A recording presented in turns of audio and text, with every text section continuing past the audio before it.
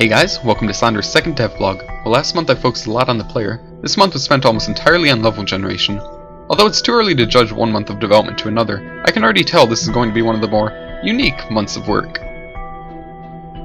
While most of the systems and mechanics I implement are heavily inspired by those in other games I like, there really wasn't a good 3D procedural generation system I had seen before that would fit my gameplay. This meant that I actually had to be a bit creative and spend a lot of time on trial and error to get something that would work.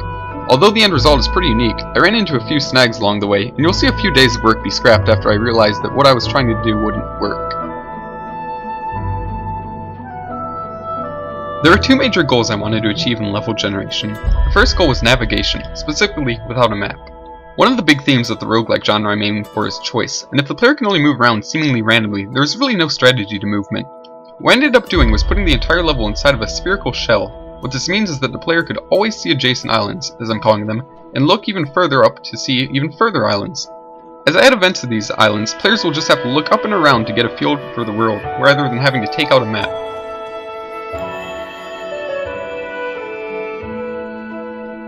The second goal I was aiming for was reactive level generation.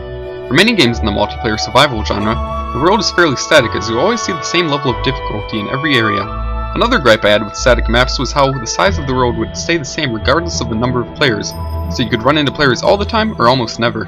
The way I tried to solve this was with these so-called islands that the players can glide to and from. As an island is looted and as players increase in level, an island can fall out of the world and get replaced by an entirely new island. Islands are also added and removed as more players join and leave the game.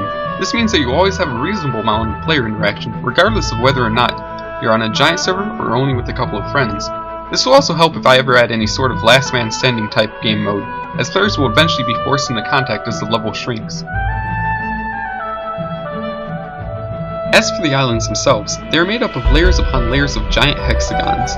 By using noise, I was able to create some fairly unique looking grassy islands, but where the real work went into was the giant cities. These cities will be the focal point of the game, offering a higher density of lootable items, but they also have a much higher density of enemies as well. After more important gameplay mechanics are added, I'll continue to revisit the level generation to make sure there are more different kinds of islands, but I'm happy enough with just the few as it is. You'll also notice that there were a few days spent adding in temporary textures. I did this partially just to get a general feel of how the game would look, but more importantly to make sure that the game would still run with all the hexagons textured.